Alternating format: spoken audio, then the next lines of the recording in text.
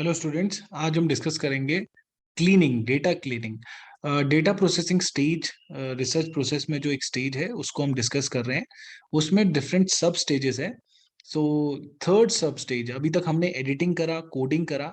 तो जब आपने कोडिंग कर ली है, अपने डेटा को एक्सेल में इनपुट कर दिया है, उसके बाद आप डेटा को क्लीन करते हैं। सो वो स्टेज आती है डेटा क्लीनिंग। सो आइए उसको डिस्कस करते हैं। सो डेटा क्लीनिंग जो स्टेज है, उसमें आपके पास डिफरेंट, लेट सपोज आपने डेटा को इनपुट कर दिया है। सो उसके बाद आप क्या क्या प्रॉब्लम एनकाउंटर कर सकते हैं, और फिर जब डेटा में आप देखते हैं जो भी इनकंसिस्टेंसीज है उसको कैसे आप क्लीन करेंगे। सो आपके पास आउटलायर हो सकता है। आउटलायर मतलब कोई भी ऐसा रिस्पॉन्डेंट या कोई भी ऐसी वैल्यू जो नॉर्मल जो डेटा है, जो नॉर्मल वैल्यूज है उनसे बहुत डिविएट कर रही है। सो वो आउटलायर हो जाता है आपका। वो आउटलायर को आपने रिमूव करना है। तो डिफरेंट स्टेप्स होते हैं आउटलायर रिमूव करने के लिए। और डिपेंड करता है कि आपका किस तरह का स्केल है, कि आपने किस तरह के क्वेश्चंस यूज कर रहे हैं। सो जैसे हमने पढ़ा था different types of scales, levels of data measurement में। सो आपके पास नॉमिनल है, ऑर्डिनल है, आपके पास इंटरवल है या रेशियो डेटा है। सो ये डिफरेंट टाइप्स ऑफ लेवल्स आप यूज करते हैं जब अपने क्वेश्चनियर में। सो उसी के हिसाब से आपके क्वेश्चंस होते हैं। तो बाइनरी क्वेश्चंस हो सकते हैं जिसमें आपने दो ऑप्शन दिए हैं। रैंकिंग हो सकती है जहां आपने रैंकिंग करने को बोला है, कोई भी पर्टिकुलर क्वेश्चन में आपने रैंक करने को बोला है। स्केल आप यूज कर सकते हैं, इंटरवल या रेशियो स्केल आप यूज कर सकते हैं। और ओपन एंडेड है, जिसमें क्वांटिटेटिव, आपने नॉर्मल डेटा लिया है, जैसे स्टॉक प्राइस है, आपने ये डेटा लिया है। सो क्या आप के कैसे आप डेटा को क्लीन करेंगे, इस स्टेज में आप डेटा को क्लीन करेंगे। सो लेट सपोज आपके पास कोई आउटलायर है। सो जनरली जो आपके पास स्केल डेटा है, या फिर आपने रैंकिंग रैंकिंग क्वेश्चन है, या फिर बाइनरी कोई एमसीक्यू क्वेश्चन है, उसमें आउटलायर आने के चांसेस बहुत कम होते हैं, क्योंकि आउटलायर है कोई ऐसी वैल्यू जो नॉर्मल वैल्यू से बहुत डिविएट करेगी। अब आपने लिकर्ट स्केल लिया है, या फिर लेट सपोज आपने रेटिंग स्केल लिया है 1 to 5। तो उसमें मैक्सिमम वैल्यू 5 होगी और 1 होगी मिनिमम वैल्यू। सो उसमें एज सच कोई वैल्यू नहीं है जो बहुत ही डिविएट करेगी। सो जनरली वो आपको मिलेगी जैसे आप कोई रॉ डेटा लेते हैं या फिर कोई नंबर्स लेते हैं, उसमें आपको वो वैल्यू मिल सकती है। आपने इनकम पूछी सबकी, तो उसमें एक आउटलायर आपको मिल सकता है। आपने सबकी सेविंग्स पूछी, आपने सबकी हाइट पूछी, तो इन ऐसे डेटा में आपके पास आउटलायर होता है। सो उसमें क्या करते हैं आप, आउटलायर में आप डिफरेंट, उस आउटलायर को मेन डेटा क्लीनिंग स्टेज में, सब स्टेज में क्या आपका ऑब्जेक्टिव है, उस आउटलायर को हटाना। सो आउटलायर को आप हटा सकते हैं। उसकी जगह आप, लेट सपोज आपने कोई मीन वैल्यू ले ली, आपने सारे डेटा का मीन देखा और उसको आउटलायर को रिप्लेस कर दिया उस मीन से। सो ऐसे आप कर सकते हैं। फिर दूसरा आपके पास जो इनकंसिस्टेंसी आती है या प्रॉब्लम आती है, वो आती है मिसिंग फ्रीक्वेंसी की। जब आपने कोडिंग, जो कोड बुक की हेल्प से डेटा को आपने इनपुट कर दिया एक्सेल फाइल में, अब आपने देखा कहीं पर मिसिंग फ्रीक्वेंसी है, मतलब मिसिंग वैल्यूज है।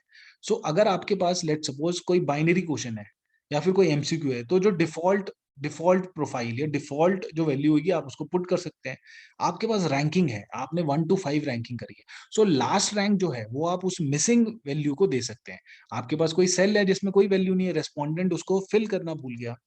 आपके पास कोई इंटरवल या रेशियो स्केल है, तो उसमें न्यूट्रल वैल्यू, लेट सपोज 1 से 5 है, तो थर्ड जो न्यूट्रल वैल्यू है उसको आप उसमें पुट कर सकते हैं। तो कहीं भी आपको मिसिंग सेल दिखता है या मिसिंग फ्रीक्वेंसी दिखती है, उसको आप ट्रीट करिए उसी टाइम। आप अगर रैंकिंग कर रहे हैं तो लास्ट रैंक दीजिए उसको।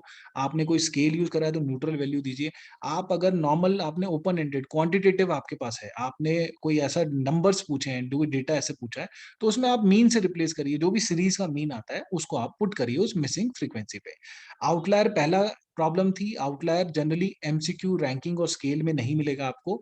ओपन एंडेड डेटा होगा जो क्वांटिटेटिव, जैसे मैंने कहा हाइट, वेट, सैलरी, आपने लेट सपोज आपने सेविंग्स पूछ ली या कंट्री का जीडीपी है। सो ऐसे डेटा में आपको आउटलायर मिलेगा। उसमें आप मीन से रिप्लेस करिए उस आउटलायर को। मिसिंग फ्रीक्वेंसी में आप रैंकिंग में लास्ट रैंक से करिए। एमसीक्यू है तो कोई डिफॉल्ट प्रोफाइल है, डिफॉल्ट आपके पास कोई वैल्यू, उसको पुट करिए। न्यूट्रल वैल्यू यूज करिए स्केल में, और मीन यूज करिए ओपन एंडेड क्वांटिटेटिव डेटा में। इम्प्रॉपर कोड है, आपकी कोडिंग ढंग से नहीं हुई, सो उसमें आप फ्रीक्वेंसी एनालिसिस यूज कर सकते हैं। सो ये टेक्निक है, आप इसको पढ़ेंगे, फ्रीक्वेंसी एनालिसिस आप यूज कर सकते हैं उसमें। इम्प्रॉपर कोडिंग आपने अगर करी है, उसके बाद टाइपिंग एरर है आपका, तो उसको रीचेक करिए। आप रैंडम रीचेक कर सकते हैं, तो आपको टाइपिंग एरर भी पता चल जाएगा। लेट सपोज आपने 4 की जगह 44 टाइप कर दिया, सो रैंडम रीचेक की हेल्प से आप इजीली अपना टाइपिंग एरर आइडेंटिफाई कर सकते हैं।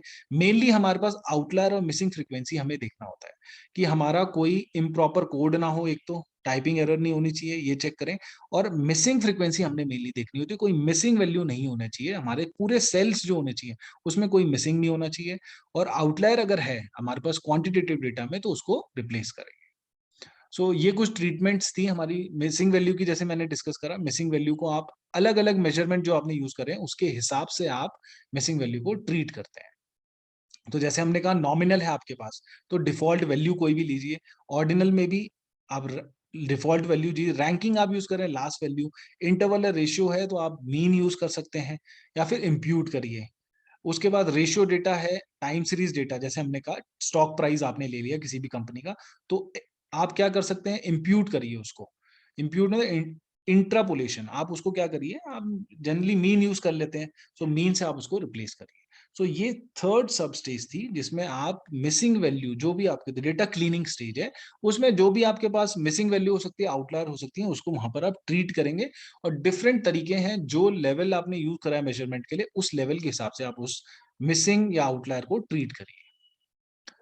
एक इम्पॉर्टेंट, जैसे आउटलायर डिटेक्शन आपने करना है, तो जनरली ये कुछ तरीके होते हैं आप आउटलायर डिटेक्ट कर सकते हैं। पहले तो आपको डिटेक्ट करना है कि आउटलायर है या नहीं, फिर उसको रिप्लेस करेंगे। सो मीन और मीडियन जो होनी चाहिए आर नॉट कंपेरेबल, अगर वो कंपेरेबल नहीं है तो आउटलायर के चांसेस हैं। दूसरा है, कंपेयर करिए मीन एंड स्टैंडर्ड डिविएशन को। So if standard deviation is more than 1/4 of the mean, तो देयर इज इनकंसिस्टेंसी, आउटलायर हो सकता है। और स्क्यूनेस और kurtosis, so for good data के लिए स्क्यूनेस 0 होना चाहिए, कर्टोसिस 3 होना चाहिए। ये अगर नहीं आ रहे हैं तो इसका मतलब there can be chances of inconsistency. Also z skewness and z kurtosis check करिए। तो ये 3 तरीके हैं जिससे आप डिटेक्ट कर सकते हैं आउटलायर को। और फिर डेटा क्लीनिंग जैसे स्टेज है, फिर उसको आप क्लीन करिए डेटा को। सो आउटलायर डिटेक्ट कर सकते हैं। एक बॉक्स प्लॉट, विस्कर प्लॉट, हम इसे बॉक्स एंड विस्कर प्लॉट कहते हैं। सो इसमें इसके थ्रू भी आप अपने आउटलायर्स को डिटेक्ट करते हैं। तो आपके पास कोई भी क्वांटिटेटिव डेटा है, आप इस प्लॉट को बना सकते हैं, बॉक्स एंड विस्कर, जो भी स्टैटिस्टिकल सॉफ्टवेयर आप यूज कर रहे हैं उसमें ये फीचर होता है। तो आप सिंपल बॉक्स प्लॉट बनाएंगे, वहां पर आपको पता चल जाएगा कि कितने आउटलायर्स हैं, और फिर उन आउटलायर्स को आप रिमूव कर सकते हैं।